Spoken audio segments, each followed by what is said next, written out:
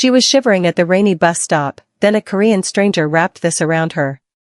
Naomi Harper pressed her forehead against the cool, vibrating glass of the subway window, her deep brown eyes fixed on the blurring tunnel lights as she fought to keep her breathing steady.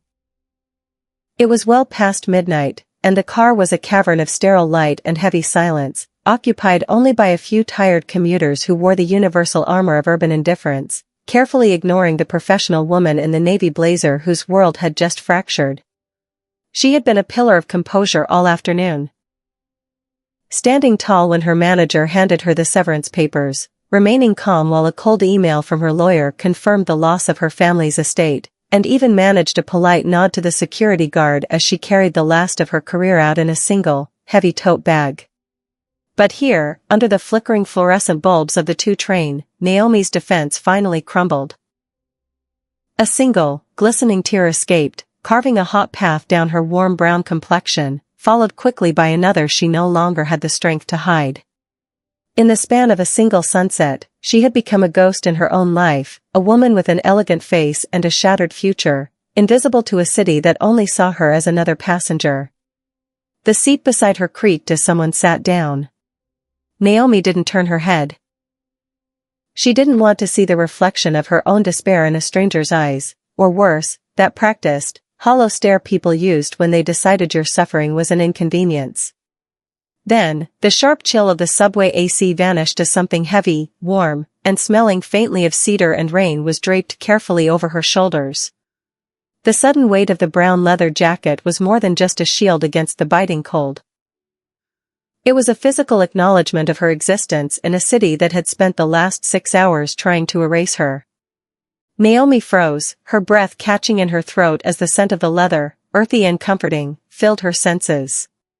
She remained motionless for a long beat, watching her own tear-streaked reflection in the dark window, before she finally found the courage to turn her head.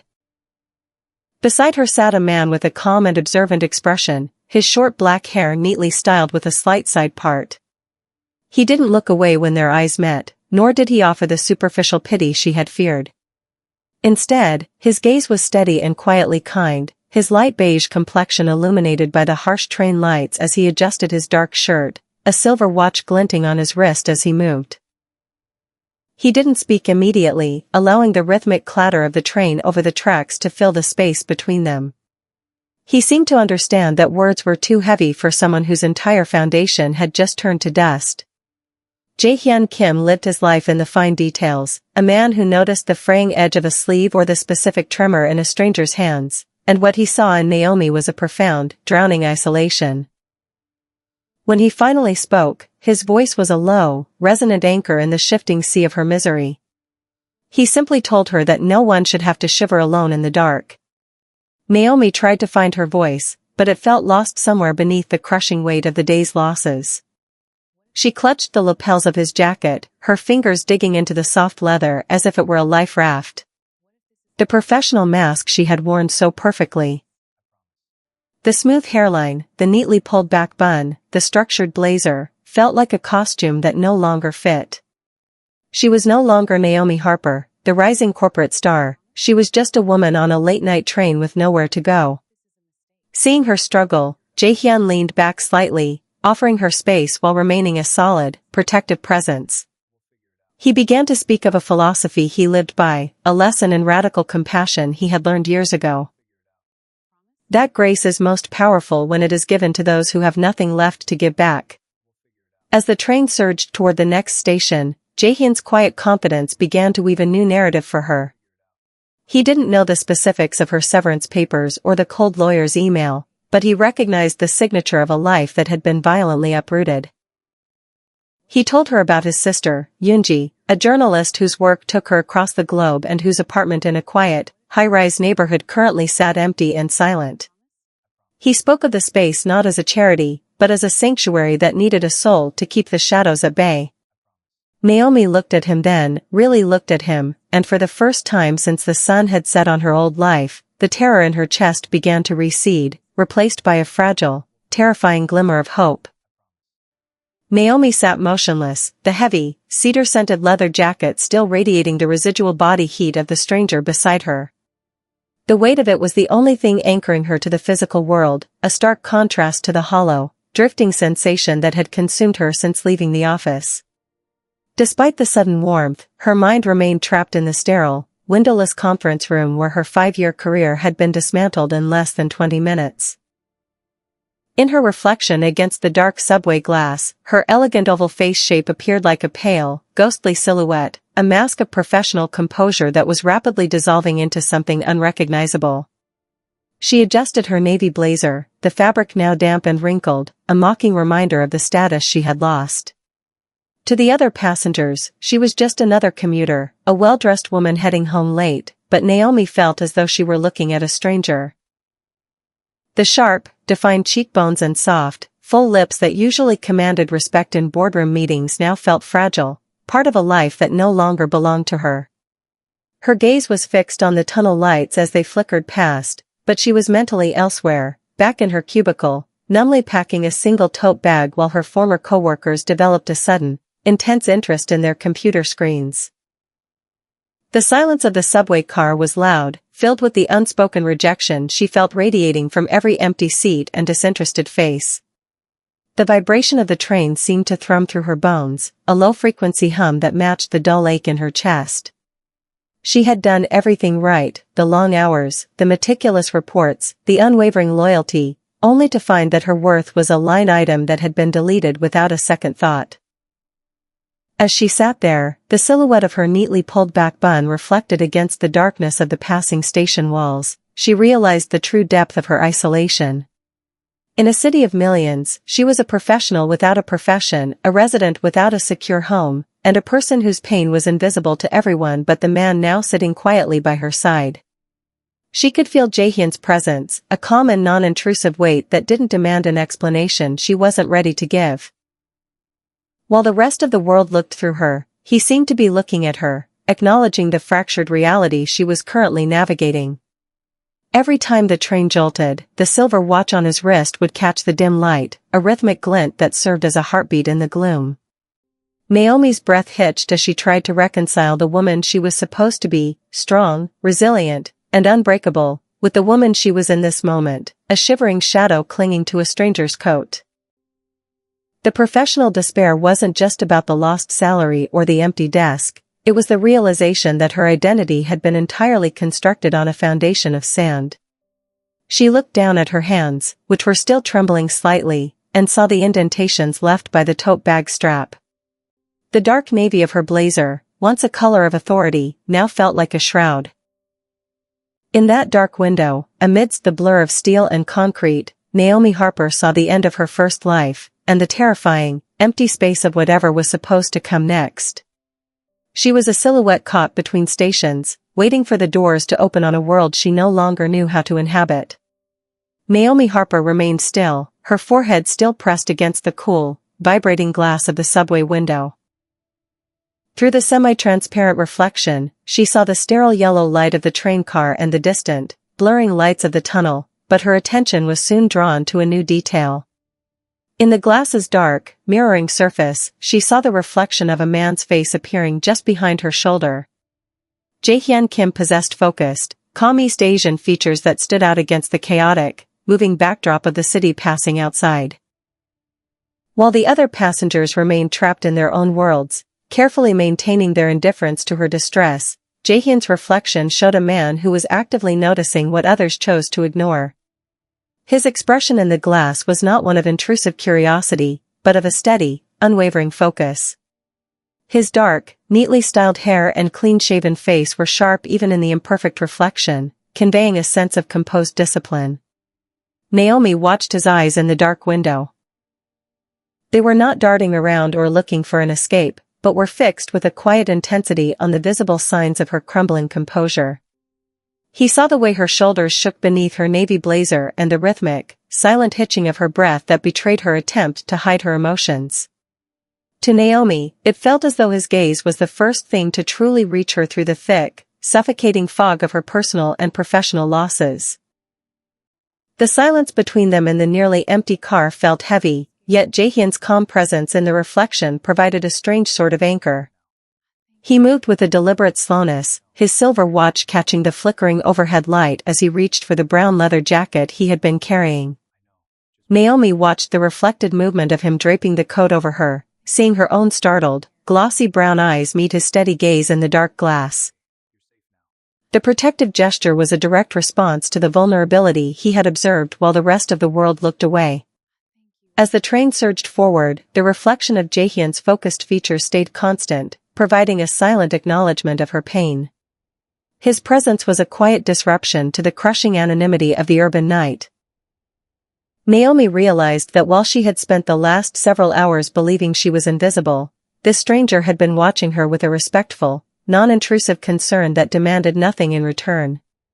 The contrast between his composed appearance and her own emotionally overwhelmed state was vivid in the reflection, yet his steady gaze seemed to bridge the gap. For the first time since her world had fractured, Naomi felt the weight of being truly seen. The reflection of the stranger's gaze in the subway window became a turning point, transforming her moment of isolated despair into a shared, human connection. As she looked at his calm, observant face in the glass, the terror of her sudden losses began to give way to a fragile sense of safety, all because one man had refused to look away when everyone else had. Naomi remained frozen, her forehead still leaning against the cool, vibrating glass of the subway window as she watched the blurry reflection of the man sitting behind her. The silent, suffocating weight of her professional collapse and personal isolation seemed to reach a fever pitch in the sterile light of the train car. However, the anticipated coldness of the world was suddenly interrupted by a deliberate movement from the stranger. As he shifted, the harsh fluorescent light above caught the polished surface of the silver chronograph watch on Jaehyun's wrist, its steady, rhythmic glint acting as a mechanical heartbeat against the backdrop of Naomi's chaotic despair. With a quiet grace that demanded no explanation, Jaehyun leaned forward, his hand steady and certain. The close-up of his silver watch served as a focal point of reliability as he unfolded the heavy, warm brown leather jacket he had been holding. In one fluid, respectful motion, he draped the garment over Naomi's trembling shoulders, effectively creating a leather shield between her and the indifferent world. The transition was instantaneous. The biting chill of the subway's air conditioning was replaced by a deep, radiating warmth that smelled faintly of cedar and rain, a scent that felt like a memory of safety. The weight of the jacket was substantial, a physical presence that grounded her when she felt as though she might simply dissipate into the shadows of the train. Naomi felt the soft, worn texture of the leather against the back of her neck, a stark contrast to the rigid, damp fabric of her navy blazer. She finally pulled her gaze away from the glass, her large brown eyes still glossy with tears as she looked down at the sleeves now hanging over her hands. The silver watch on Jaehyun's wrist remained visible for a moment longer as he adjusted the collar of the jacket for her, ensuring she was fully covered before he withdrew his hands to his own lap. His behavior remained calm and composed, a quiet anchor that didn't force her to speak or offer a performance of gratitude she didn't have the strength to give. He sat beside her not as a judge, but as a silent guardian, his focused gaze directed toward the far end of the car to give her the dignity of her private moment. The leather shield did more than just warm her skin, it began to quiet the frantic, looping thoughts of the severance papers and the landlord's cold ultimatum. Under the protection of the stranger's coat, Naomi's breathing finally began to hitch less violently. The anonymity of the city, which had felt like a crushing enemy only moments before, now felt different because one person had chosen to see her. The presence of the jacket was a silent promise that the 10-year winter of her soul might eventually see a thaw. She clutched the lapels of the brown leather, her fingers brushing against the cool metal of the zipper, and for the first time in 6 hours, the overwhelming desire to disappear was replaced by a fragile, tentative sense of being anchored to the present. The clatter of the tracks continued, but within the small, warm perimeter of the leather shield, the world felt significantly less hollow. Naomi sat ensconced in the surprising weight of the leather jacket, the material still humming with a warmth that felt almost illegal in the sterile, indifferent atmosphere of the subway car. For several minutes, she remained a statue of professional grief, her fingers curling into the soft, cedar-scented grain of the lapels. Beside her, Jaehyun Kim didn't fidget, check his silver watch, or offer the hollow, rushing platitudes that people usually use to drown out the discomfort of someone else's pain. Instead, he simply existed in the seat next to her, his calm and composed behavior acting as a quiet anchor that slowly pulled her back from the ledge of her own despair. When he finally spoke, his voice was barely more than a murmur, pitched perfectly to slide under the rhythmic clatter of the train tracks. He didn't ask her what was wrong, he didn't demand she justify the tears carving paths through her makeup. He spoke quietly of the city, of how its bright lights and glass towers were designed to make people feel small and replaceable, and how, sometimes, the only way to survive its coldness was to accept a hand held out in the dark. As the two-train lurched through a tunnel, Naomi finally found the strength to look up.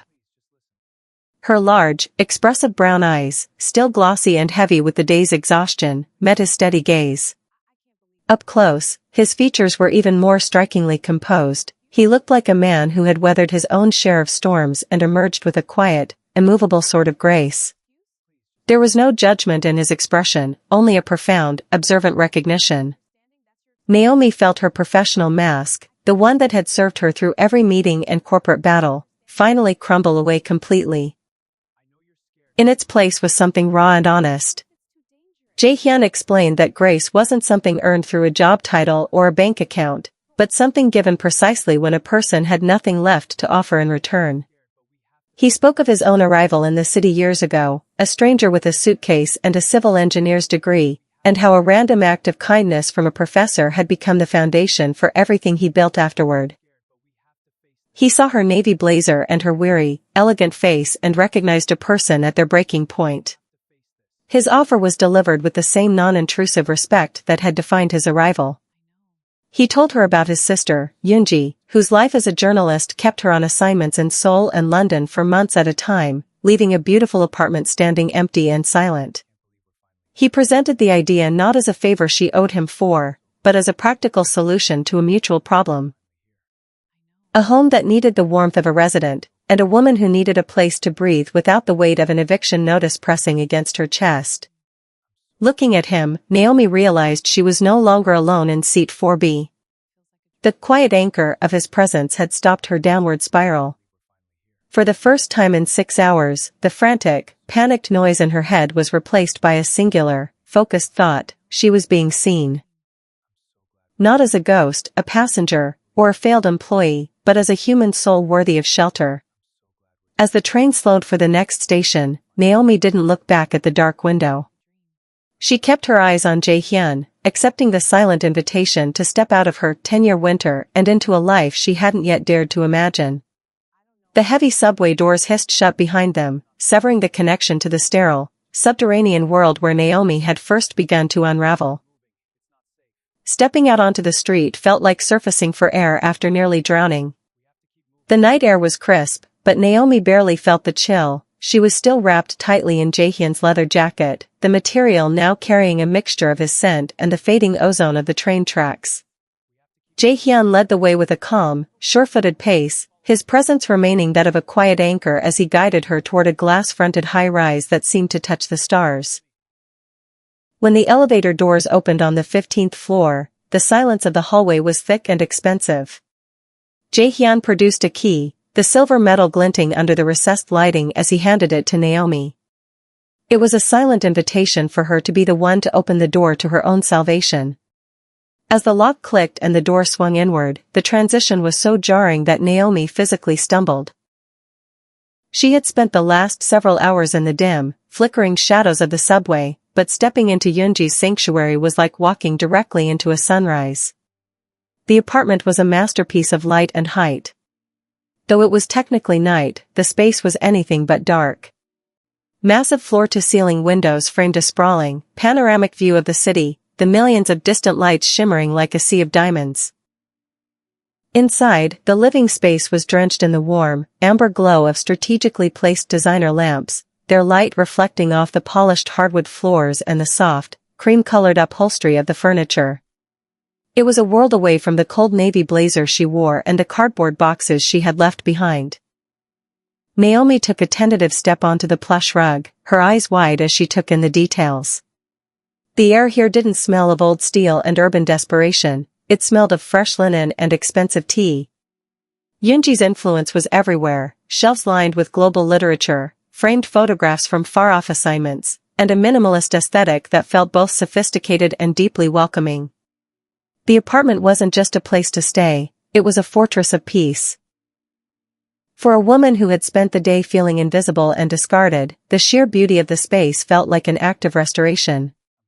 Jae-hyun stood near the entrance, his hands in his pockets, watching her with that same observant, non-intrusive focus. He didn't rush her or point out the amenities. He simply waited as she walked toward the window, her silhouette, the elegant oval of her face and the neat bun of her hair, now framed by the glowing cityscape rather than the dark subway tunnel. When she turned back to him, the tears that had been good tears on the platform threatened to return, but for a different reason. The transition from the 10-year winter of her soul to this sun-drenched sanctuary was almost too much to process. "It's yours for as long as you need to find your footing," Jae-hyun said, his voice a low resonance in the quiet room. Naomi looked at her hands, still clutching the lapels of his jacket, and then at the vast, open space around her. The professional despair that had made her look mentally elsewhere finally began to dissipate. In this light, under this ceiling, she wasn't a failure or a ghost. She was a woman who had been seen, and as she sat down on the edge of a soft, oversized sofa, she felt the first true breath of relief leave her lungs. The subway was a mile away and a lifetime ago. Here, in Yoonji's sanctuary, Naomi Harper began the slow, beautiful process of becoming herself again. In the days that followed her arrival at the high-rise sanctuary, Naomi lived in a state of quiet, suspended disbelief, her world having shifted from the frantic clatter of the subway to the serene, sun-drenched stillness of Yoonji's apartment. The transition was not an immediate erasure of her trauma, but rather a slow, deliberate thawing of the 10-year winter that had frozen her heart. Jae-hyun, true to his nature as a man of small, vital details, did not intrude upon her space with grand declarations or demands for her time. Instead, he began to weave himself into the fabric of her recovery through a series of subtle, respectful connections. It started with the morning light hitting the kitchen counter to reveal a bag of her favorite dark roast coffee, a blend she had mentioned only once in passing during their long talk on the train. Left beside a simple, handwritten note that read, "The city looks better with a good cup of coffee. Please, make yourself at home." These small gestures acted as a quiet anchor, slowly grounding her as she navigated the wreckage of her former life. Naomi found herself gradually abandoning the protective, withdrawn body language that had defined her for years. At first, she had moved through the apartment like a ghost, shoulders hunched and eyes perpetually lowered, as if expecting the floor to vanish beneath her. But the consistent, non-intrusive kindness of her benefactor began to change the way she carried herself. She stopped jumping at the sound of the elevator and began to sit by the floor-to-ceiling windows, her navy blazer replaced by one of Yoonji's soft, oversized sweaters, allowing the amber glow of the city at night to wash over her. When Jae-hyun did visit, usually to drop off groceries or check on the building's maintenance, he remained observant and calm, never forcing a conversation but always noticing the subtle shifts in her demeanor. He noticed when she finally began to leave her bedroom door open during the day and the way her large, expressive brown eyes were starting to lose their glossy, haunted look. One evening, he arrived with a small, potted succulent, placing it on the coffee table beside her book. He didn't make a speech about new beginnings, he simply noted that the room needed a bit of green and then stepped back, giving her the space to process the gift in her own time. Naomi felt the barrier around her heart beginning to crack. In the sanctuary of the apartment, she was learning that she didn't have to be a pillar of composure to be worthy of care. She began to look forward to his brief visits, finding her own body language opening up as she leaned into the sofa cushions instead of perching on the edge of the seat. She found herself actually smiling when she saw a text from him, a simple check-in or a photo of a bridge he was working on, recognizing that he was the first person to truly see her, not for what she could do or what she had, but for who she was in her most vulnerable moments. The leather jacket he had draped over her on the subway now hung on the back of the door, no longer a shield against a cold city, but a symbol of a connection that was quietly, steadily rewriting her soul's destiny. The amber light of a dying sun spilled across the high-rise balcony, painting the glass and steel of the city in hues of molten gold and bruised violet. Naomi stood at the railing, the soft evening breeze tugging at the stray curls of her natural puff, while Jae-hyun remained a few paces behind her, a steady silhouette against the glowing interior of the apartment. For weeks, they had lived in the comfort of small gestures and subtle connections, but as the sky transitioned into a deep, haunting indigo, the weight of the unspoken began to press against Naomi's chest. The sanctuary of Yoonji's home had restored her strength, yet it had also cultivated a new, terrifying fragility. She looked out over the sprawling metropolis, the same city that had once tried to swallow her whole on a midnight subway car, and felt a sudden, sharp pang of vertigo. It wasn't the height that frightened her, but the realization of how much she now had to lose. Naomi finally turned to face Jae-hyun, her large brown eyes reflecting the last flickers of the sunset. The calm, observant expression she had come to rely on was there, waiting for her, but for the first time, she didn't just want to be looked at, she needed to be heard. With a trembling breath, Naomi began her vulnerable confession. She admitted that her greatest fear wasn't the loss of her career or the estate, but the terrifying possibility of becoming unseen again. She spoke of the hollow sensation of walking through a crowd and knowing that if she disappeared, the world wouldn't miss a single beat. She confessed that even now, surrounded by the luxury of this high-rise and the warmth of his kindness, she felt like a ghost haunting someone else's life, waiting for the moment the lights would flicker and she would find herself back on that cold plastic seat, shivering in a navy blazer that no longer fit. Jae-hyun stepped closer, his silver watch glinting one last time before the sun dipped below the horizon. He didn't interrupt her or offer a quick fix for her trauma. He simply listened, his focused gaze acknowledging the depth of her scars. Naomi's voice broke as she told him that she was afraid to step back out into the world, afraid that the moment she left this sanctuary, the 10-year winter would return and erase her once more. She was terrified that her visibility was tied solely to his presence, and that without him acting as her anchor, she would simply drift away into the gray anonymity of the streets. The silence that followed was not the heavy, suffocating silence of the subway, but a shared, living space between two people who had truly seen one another. Jae-hyun finally spoke, his resonant voice cutting through the evening chill.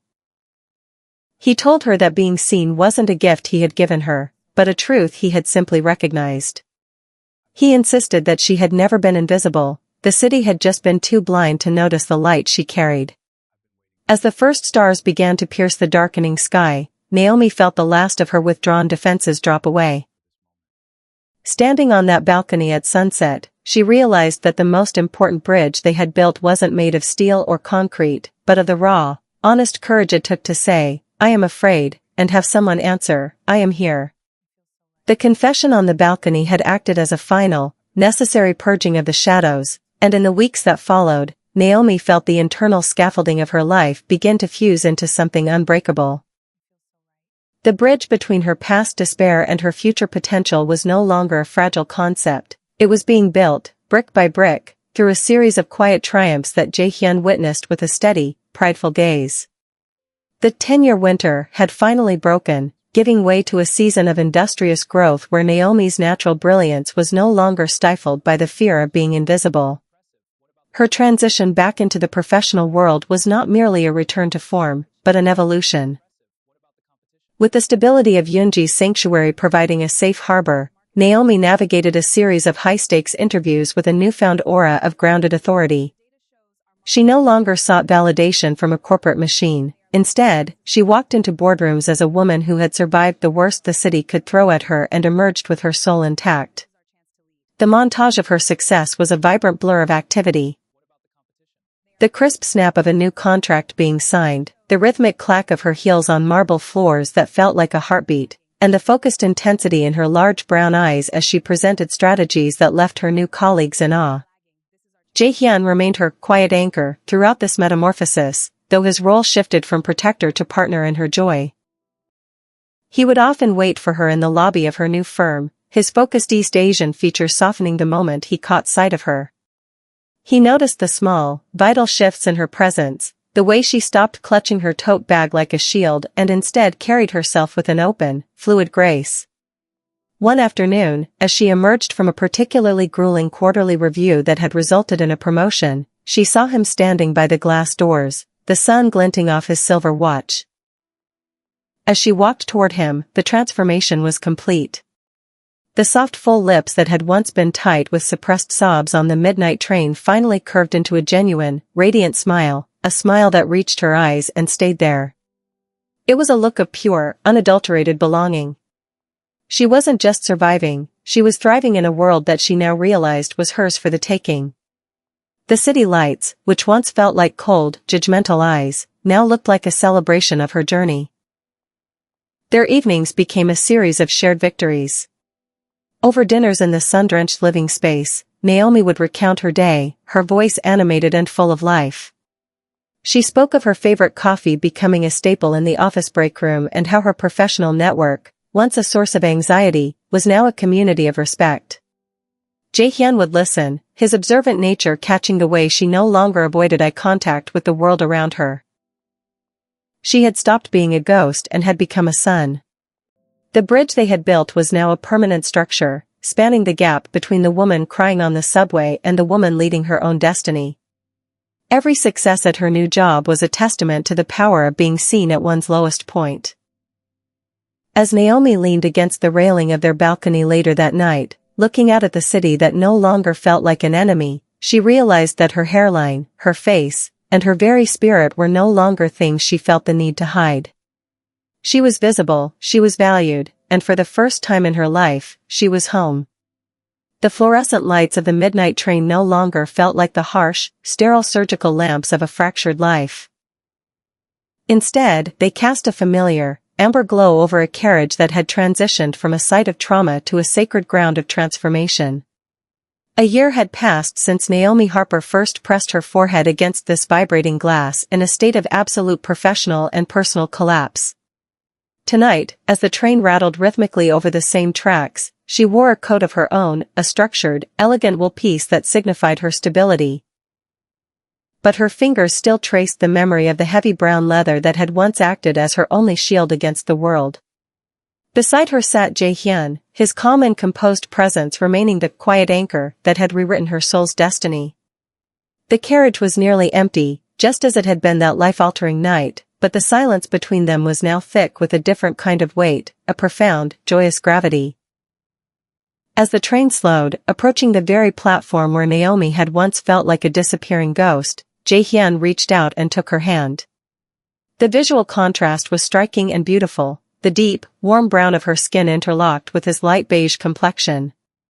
It was a mosaic of two different worlds that had found a singular, permanent orbit. The silver watch on his wrist caught the flickering light one last time before he shifted his position, turning to face her with that same observant, focused gaze that had seen her when everyone else had looked away. He didn't need a grand stage or a sun-drenched balcony to say what needed to be said. He chose the site of her greatest vulnerability to build their final bridge.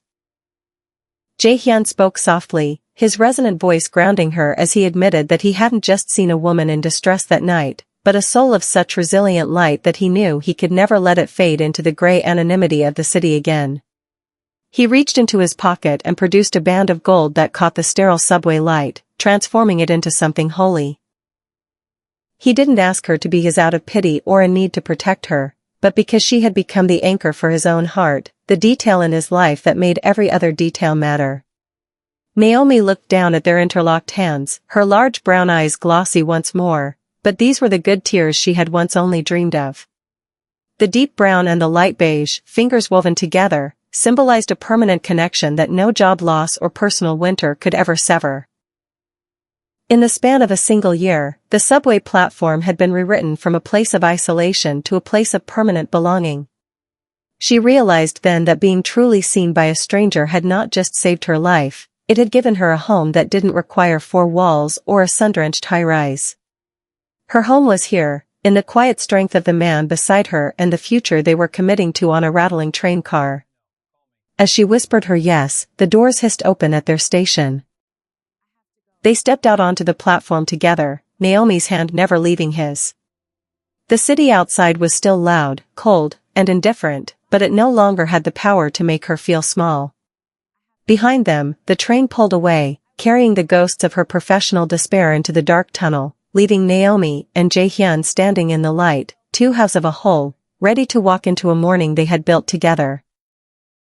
The morning sun flooded the apartment, transforming the floor-to-ceiling windows into a canvas of brilliant gold that mirrored the sun-drenched sanctuary Naomi had first entered in her darkest hour. Naomi stood in the kitchen, her deep warm brown skin glowing in the natural light as she moved with a fluid, confident grace that had long ago replaced her withdrawn body language. She was no longer the ghost haunting someone else's life, she was the vibrant heart of this home. On the marble counter sat a familiar sight, a bag of her favorite dark roast coffee. Beside it, however, was no longer a formal respectful note, but a small, framed photo of their wedding on the subway platform, capturing the exact moment their deep brown and light beige hands had interlocked in a permanent connection. Jaehyun entered the room, his short black hair still ruffled from sleep, yet his expression remained as calm and observant as the night he first saw her.